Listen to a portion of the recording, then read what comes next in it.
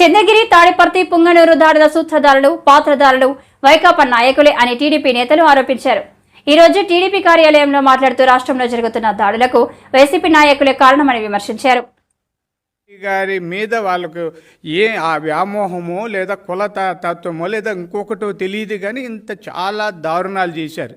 ఇప్పటికైనా మారకపోతే కష్టమండి. ఇంకా మా పొంగనూరులో పెద్దిరెడ్డి రామచంద్రారెడ్డి గారి నియోజకవర్గంలో బూరగమంద అని ఒక ఊరుందండి. అది ఆయన సొంత మండలం, పెద్దిరెడ్డి గారి సొంత మండలానికి సంబంధించిన ఊరు. ఆ ఊర్లో ఉదయం 5 గంటలకంతా 8 మంది ఏజెంట్లను, ఆ చుట్టుపక్కల ఉన్న ఎన్నికల పోలింగ్ ఏజెంట్లన్నీ కిడ్నాప్ చేశారండి. బహిరంగంగా వైఎస్ఆర్ పార్టీకి చెందిన ఒక 15 మంది వచ్చి వాహనాల్లో వచ్చి వాళ్ళు బలవంతంగా తీసుకెళ్లారు. అవన్నీ సోషల్ మీడియాలో వైరల్ అయిన తర్వాత ఎక్కడో దింపేసి వెళ్ళిపోయారు. ఇప్పటి వరకు వాళ్ళ మీద కేసులు లేదండి. అంటే వాళ్ళ మండలం, సొంత మండలం, సదుం మండలం బూరగమందలో 8 మంది తెలుగుదేశం పార్టీ ఏజెంట్లను కిడ్నాప్ చేసి ఇన్ని చేసినా కూడా వాళ్ళ మీద ఇప్పటికీ కేసులు లేదండి.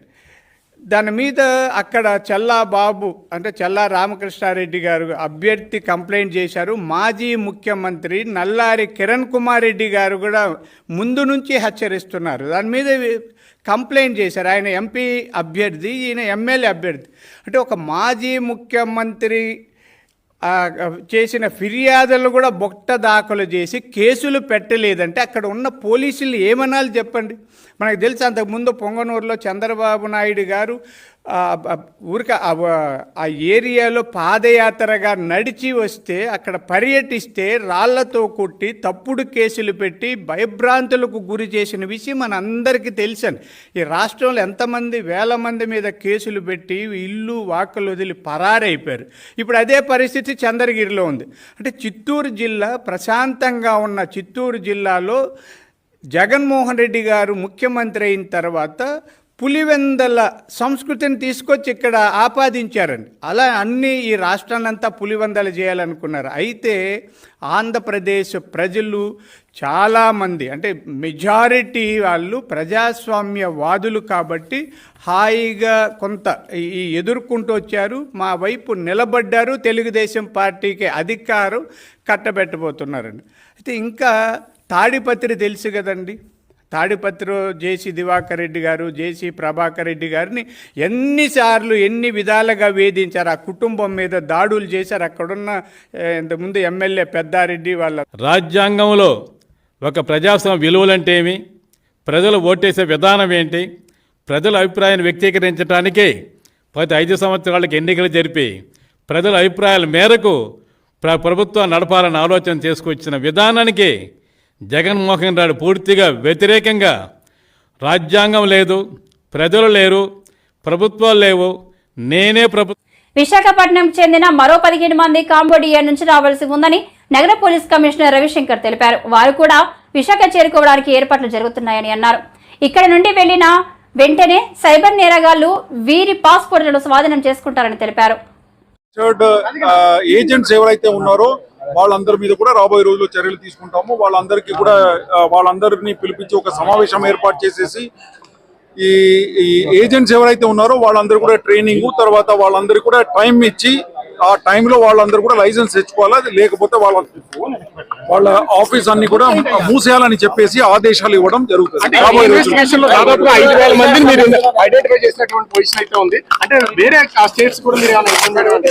అన్ని స్టేట్స్ కి ఈ విషయాల గురించి ఇన్ఫార్మ్ చేయడం జరిగింది. వాళ్ళ FRR ఫారినర్ రిజిస్ట్రేషన్ ఆఫీస్, తర్వాత DGPs అందరికీ కూడా ఈ విషయాలన్నీ కూడా చెప్పడం జరిగింది. ఓకే, యువకులు ఎవరైతే మన ఆంధ్రప్రదేశ్ నుంచి అక్కడ కంబోడియాలో ఇరుక్కున్నారో వాళ్ళందరూ కూడా క్షేమంగా ఈ రోజు వైజాగ్ వచ్చి చేరుకున్నారు. ఇంకా నెక్స్ట్ ఫ్లైట్ లో ఇంకా 18 మంది ఇంకా రావాల్సి ఉంది. వాళ్ళు 9 o'clock ఫ్లైట్ కి ఇక్కడ వచ్చి చేరుకుంటారు. వాళ్ళు కూడా కన్ఫర్మ్ అయింది. వాళ్ళందరూ కూడా క్షేమంగా వచ్చి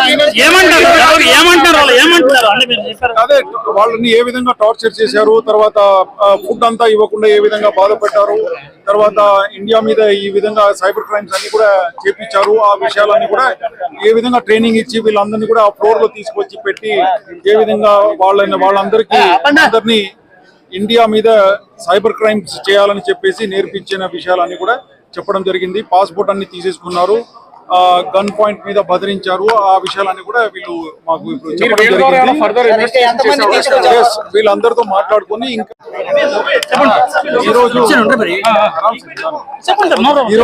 ఈరోజు 10 మంది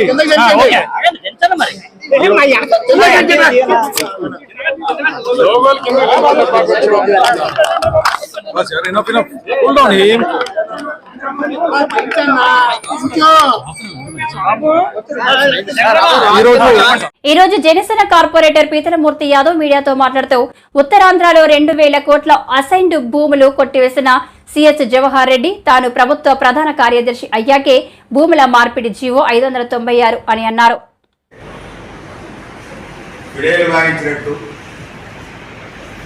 రాష్ట్ర ప్రధాన కార్యదర్శి ఇక్కడ ఒక పక్క ఎన్నికల్లో హింస జరిగి ఎన్నికల కమిషన్ ఒక ప్రత్యేకమైనటువంటి సిట్ని ఏర్పాటు చేసి పోలింగ్ తర్వాత అల్లరి జరుగుతున్నటువంటి తరుణంలో వాటిని పర్యవేక్షించకుండా రాష్ట్ర chief secretary doctor K Jawahar Reddy గారు విశాఖ నగరానికి దొంగ చాటున అధికారిక కార్యక్రమాలు లేకుండా అనేక పర్యాయాలు రహస్యంగా వచ్చి ఎందుకు వెళ్తా ఉన్నారు? జవహర్ రెడ్డి గారు అంత గోప్యంగా ఆయన యొక్క పర్యటనని ఉంచాల్సినటువంటి ఆవశ్యకత ఏముందని చెప్పి జనసేన పార్టీ అడుగుతా ఉంది. ప్రతిపక్షాలు కూటమి పార్టీలన్నీ కూడా పెన్షన్దారులకి ఇంటికి పెన్షన్ చేర్చాలని చెప్పి అంటే సచివాలయాలు పిలిచి 33 మంది మృతికి ఈ జవహర్ రెడ్డి గారు తీసుకున్నమే ప్రధాన కారణం. ఒక పక్క ఆరోగ్యశ్రీ సేవలు బిల్లులు చెల్లించకపోవడంతో రాష్ట్ర ప్రభుత్వం 1,500 కోట్ల రూపాయలు ఆరోగ్యశ్రీ సేవలు బిల్లులు చెల్లించకపోవడంతో సేవలు నిలిచిపోతే కనీసం పేద ప్రజల ఆరోగ్యాన్ని విషయంలో కూడా హాస్పిటల్ యాజమాన్యంతో చర్చలు జరపకుండా సంఘటనలో సరైనవి అన్నట్టు కె జవహర్ రెడ్డి గారు పదే విశాఖ నగరానికి రావడానికి గల కారణం ఏంటి? ఏదైతే జగన్మోహన్ రెడ్డి ప్రభుత్వం నా ఎస్సీ నా ఎస్టీ నా బీసీ అని చెప్పి పదే చెప్పుకునేటువంటి ముఖ్యమంత్రి జగన్మోహన్ రెడ్డి పేదల భూములు అసైన్డ్ భూములు ఏవైతే ఉన్నాయో, డీ పట్టా భూములు ఏవైతే ఉన్నాయో వాటి కోసం వాళ్ళకి యాజమాన్య హక్కులు అమ్ముకునే దానికి హక్కులు ఇచ్చే విధంగా ఒక చట్టాన్ని ఒక ప్రణాళికబద్ధంగా జగన్మోహన్ రెడ్డి ఇదే chief secretary K Jawahar Reddy గారు చీఫ్ సెక్రటరీగా ఉంటుండగా ఒక చట్టాన్ని చేసేశారు. 27 అక్టోబర్ 2023లో సెక్షన్ 35 of 2023 ఆ యొక్క చట్టాన్ని ఆధారంగా రాష్ట్ర ప్రభుత్వం జియో నంబర్ 596 ని ఫ్రీ హోల్డ్ సర్టిఫికేట్స్ ఇవ్వడానికి ఎవరైతే అసైన్దారులు ఉంటారో, ఎవరైతే డీ పట్టాదారులు 20 సంవత్సరాల పైగా అనుభవంలో ఉంటారో, వాళ్ళ వారసులు ఎవరైతే ఉంటారో వాళ్ళకి క్షేత్రస్థాయిలో విఆర్ఓలు, తహసీల్దారులు, అలాగే ఆర్టీఓ, అలాగే జిల్లా కలెక్టర్ గారు, జాయింట్ కలెక్టర్ గారు వీళ్ళందరూ కూడా పర్యవేక్షించి ఈ జియో నంబర్ 596 ఆధారంగా రాష్ట్ర వ్యాప్తంగా ఉన్నటువంటి అసైన్డ్ భూముల్ని వీళ్ళు కాజేయడానికి జగన్మోహన్ ప్రభుత్వం ఈ జియో తీసుకొచ్చిందనడానికి ఎంత మాత్రం సందేహం లేదు.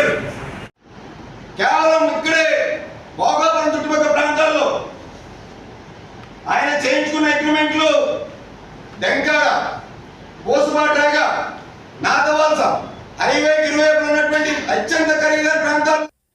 అసాంఘిక శక్తులకు ఎదుర్కొనేందుకే మాబ్ ఆపరేషన్, మాక్ డ్రిల్. అల్లర్లు, హింసాత్మక ఘటనలకు పాల్పడితే కఠిన చర్యలు. జిల్లా ఎస్పీ జిఆర్ రాధిక ఆకట్టుకున్న పోలీసుల మాబ్ డ్రిల్. అసాంఘిక శక్తుల్ని ఎదుర్కొనేందుకే మాబ్ ఆపరేషన్, మాక్ డ్రిల్. అల్లర్లు, హింసాత్మక ఘటనలకి పాల్పడితే కఠిన చర్యలు. జిల్లా ఎస్పీ శ్రీమతి జిఆర్ రాధిక ఆకట్టుకున్న పోలీస్ మాక్ డ్రిల్. సార్వత్రిక ఎన్నికలు 2024 ఓట్లు కౌంటింగ్ నేపథ్యంలో ఏవైనా అవాంఛనీయ సంఘటనలు, హింసాత్మక ఘటనలు చోటు చేసుకున్న అల్లరి మూకలు విధ్వంసానికి పాల్పడుతున్న సందర్భాల్లో జిల్లా పోలీసులు సన్నద్ధత ధీటుగా ఎదుర్కొనట ముఖ్య ఉద్దేశంగా జిల్లా ఎస్పీ శ్రీమతి జిఆర్ రాధిక వారి పర్యవేక్షణలో జిల్లా ఆర్మ్డ్ రిజర్వ్ పోలీసులు శనివారం ఉదయం శ్రీకాకుళం పట్టణంలో డే అండ్ నైట్ కూడలి వద్ద మాక్ ఆపరేషన్ మాక్ డ్రిల్ నిర్వహించారు. ఈ సందర్భంగా జిల్లా ఎస్పీ మీడియాతో మాట్లాడుతూ సార్వత్రిక ఎన్నికల అనంతరం తుది ఫలితాలు వచ్చే వరకు జిల్లాలో ఎటువంటి అల్లర్లు, హింసాత్మక ఘటనలు జరగకుండా ముందస్తు చర్యల్లో భాగంగా ఈరోజు జిల్లా పోలీస్ యంత్రాంగం శ్రీకాకుళం పట్టణంలో డే అండ్ నైట్ కూడలి వద్ద మాబ్ ఆపరేషన్ మాక్ డ్రిల్ నిర్వహించడం జరిగిందని పేర్కొన్నారు. ఈ మాబ్ ఆపరేషన్ యొక్క ముఖ్య ఉద్దేశం పోలీసుల యొక్క సన్నద్ధత మరియు ప్రజల్లో అవగాహన చైతన్యం చేసేందుకు. జిల్లాలో 144 సెక్షన్ 30 పోలీస్ యాక్ట్ అమల్లో ఉన్నందున అసాంఘిక కార్యకలాపాలు, శాంతి భద్రతలకి విఘాతం కలిగించే అసాంఘిక శక్తుల మూకల్ని నియంత్రించి ఒకే చోట 4 కన్నా ఎక్కువ మంది గుమిగూడి ఆందోళనలు, హింసాత్మక ఘటనలు, చట్ట వ్యతిరేక కార్యకలాపాలకి పాల్పడిన వారిపై లాఠీ చార్జ్, ఫైరింగ్ చేయడానికి వెనకాడబోమని ఎస్పీ హెచ్చరించారు. ఈ కార్యక్రమంలో అదనపు SP doctor G Prema Kajal, Disha DSP Srinivasarao, L Seshadri Naidu, సిఐలు ఎల్ సన్యాసి నాయుడు, ఉమా మహేశ్వరరావు, ఆర్ఐలు సురేష్, రమేష్, కేవి నరసింహారావు, ఇతర పోలీస్ అధికారులు, సిబ్బంది పాల్గొన్నారు. అవాంఛనీయ సంఘటనలు జరగకుండా ఉండడం కోసం శ్రీకాకుళం జిల్లా పోలీసులు ఈరోజు శ్రీకాకుళం పట్టణంలో మాబ్ ఆపరేషన్ డ్రిల్ కండక్ట్ చేయడం మీరు చూశారు.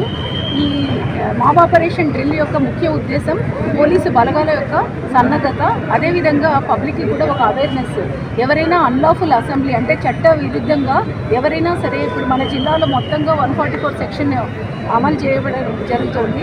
సో ఎవరైనా 144 కానీ సెక్షన్ 30 ఆఫ్ పోలీస్ యాక్ట్ కానీ వ్యతిరేకంగా ఇల్లీగల్గా ఎవరైనా గుమిగూడడం జరిగినట్లయితే వాళ్ళ మీద చర్యలు తీసుకోవడానికి, లాఠీ చార్జ్కి, ఫైరింగ్కి కూడా పోలీసులు వెనుకాడబోరు అనేసి అసాంఘిక శక్తులకు హెచ్చరిక చేస్తున్నాము. ఇది దృష్టిలో పెట్టుకొనేసి ప్రజలందరికీ మేము చేస్తున్నటువంటి విజ్ఞప్తి, ఈ రోజు నుంచి 4వ తారీఖు వరకు కూడా ఎక్కడ ఎటువంటి ఇల్లీగల్ యాక్టివిటీస్ కానీ, యాంటీ సోషల్ వర్క్స్ కానీ చేయకుండా మాకు సహకరించాలనేసి కోరుతున్నాము. అదేవిధంగా పెట్రోల్ బంకుల్లో లూజ్ పెట్రోల్, డీజిల్ వీటిని అమ్మడం కూడా నిషేధించడం జరిగింది. ఎటువంటి ఫైర్ క్రాకర్స్ కూడా అమ్మకూడదు అని చెప్పేసి ఆల్రెడీ అందరికీ నోటీసులు ఇవ్వడం జరిగింది. కౌంటింగ్ డే రోజున ఎవరైనా మాకు ఇబ్బంది పెట్టినట్లయితే, ఎవరైనా లా అండ్ ఆర్డర్కి విఘాతం కలిగిస్తారు, శాంతి భద్రతలకు హింసకు పాల్పడతారు అనే మాకు ఇన్ఫర్మేషన్ ఉన్నట్లయితే వాళ్ళందరినీ కూడా మేము అరెస్ట్ చేస్తామని ముందుగానే హెచ్చరిస్తున్నాము. ఇంతేకాకుండా కౌంటింగ్ తర్వాత, ఫలితాలు వచ్చిన తర్వాత కూడా ఎటువంటి విజయోత్సవ ర్యాలీలు కూడా చేయడానికి వీలు లేదు. ఎంసీసీ 6వ తారీఖు వరకు కూడా మనకు అమల్లో ఉంటుంది కోడ్, ఎన్నికల కోడ్. కాబట్టి ప్రజలందరూ, అదేవిధంగా పొలిటికల్ పార్టీస్ కూడా మాకు సహకరించాలని మనస్ఫూర్తిగా కోరుకుంటున్నాం. పన్నులు వసూలు చేసే దానిపై ఉన్న శ్రద్ధ ప్రజలకు సౌకర్యాలు కలిగించే దానిలో లేదు అని సిపిఎం నేత బాబురావు అన్నారు. రాష్ట్రంలో అనేక వాటిపై పన్నులు వసూలు చేసి ప్రజలను ఇబ్బందులు గురిచేస్తున్నారని అన్నారు. ప్రజల ఆరోగ్యంపైనే మాత్రం ఎటువంటి శ్రద్ధ లేదని అన్నారు. ఎన్నికల్లో ప్రధానమైన అధికార ప్రతిపక్ష వైసీపీ, తెలుగుదేశం, బీజేపీలు ఎన్నో వాగ్దానాలు చేశారు. ప్రజల్ని ఎంతగానో మోసం చేశారు, డబ్బు పంచారు. ఇవాళ ఎన్నికలు ముగియగానే నేతలందరూ విదేశాల పర్యటనలో ఉన్నారు. ప్రజా సమస్యలు మాత్రం గాలి కొదిలేశారు. సమస్యలన్నీ ఇవాళ ఇంకా ఎన్నికల ఫలితాల సంగతో భాగం. తర్వాత రాబోయే కాలంలో ఇంకా ఎన్ని ఇబ్బందులు వస్తాయో అర్థం కావట్లేదు.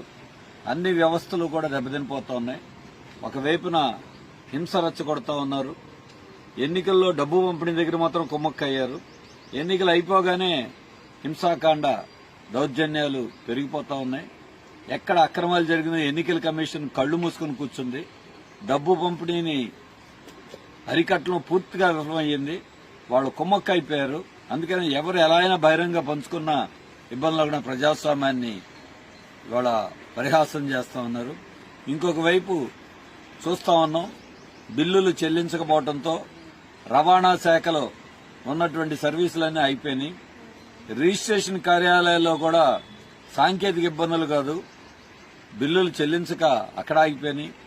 హాస్టళ్లలో ఆహార పదార్థాలు సప్లై చేస్తున్న బిల్లులు ఇవ్వలేదు, ఆరోగ్యశ్రీలో బిల్లులు ఇవ్వలేదు, ఇంకా కార్మికులకి జీతాలు ఇవ్వట్లేదు, ఉద్యోగస్తులకి ఉపాధ్యాయులకి పెండింగ్ బకాయిలు ఎంతో ఉన్నాయి. ప్రజల నుండి పన్నులు వసూలు చేయటం మీద ఉన్నటువంటి దృష్టి ప్రజలకి సౌకర్యాలు కల్పించడం మీద లేదు.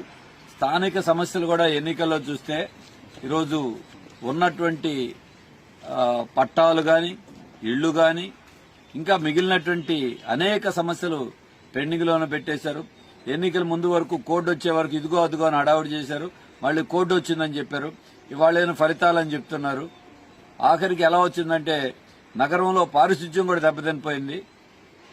డ్రైవర్లు సమ్మె చేస్తున్నారు, చెత్త వాహనాలు. ఆ బడా కాంట్రాక్టులు మాత్రం కోట్ల రూపాయలు చెత్త పన్ను పేరుతో వసూలు చేసి వాళ్ళకి దోచిపెడుతున్నారు. వార్డుల్లోకి వెళ్తే కనీసం కార్మికులు పనిచేయడానికి తోపుడు బళ్లు కూడా రిపేర్ చేయించకుండా కార్పొరేషన్ మరి వాళ్ళ అది కూడా ఆ భారాన్ని కూడా కార్మికుల మీద వేస్తా ఉంది. అంటే కార్మికుల్ని, ప్రజల్ని, పారిశుధ్యాన్ని ఎంత అధ్వానంగా చూస్తున్నారో దీన్ని బట్టి అర్థమవుతుంది. సిపిఎం పార్టీ దీనికి భిన్నంగా ఎన్నికల అయిపోయిన తర్వాత ఫలితాలు రాకముందే ప్రతి వార్డుకి తిరిగి ప్రజలను కలుసుకుని ధన్యవాదాలు చెప్పడమే కాదు, వాళ్ళ సమస్యలు కూడా తెలుసుకుని ఆ పరిష్కారాన్ని కూడా కృషి చేయడం జరుగుతూ ఉంది.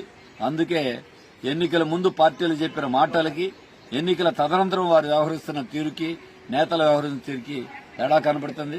ప్రజలు వీటిని గమనించాలి. రాబోయే కాలంలో పౌర సమాజం చురుకైన పాత్ర వహించి ప్రభుత్వాల్లో ఎవరున్నా సరే ఐక్యంగా వాళ్ళ మీద ఒత్తిడి తీసుకొచ్చి సమస్యల పరిష్కారానికి పూనుకోవాల్సిన అవసరం ఉంది.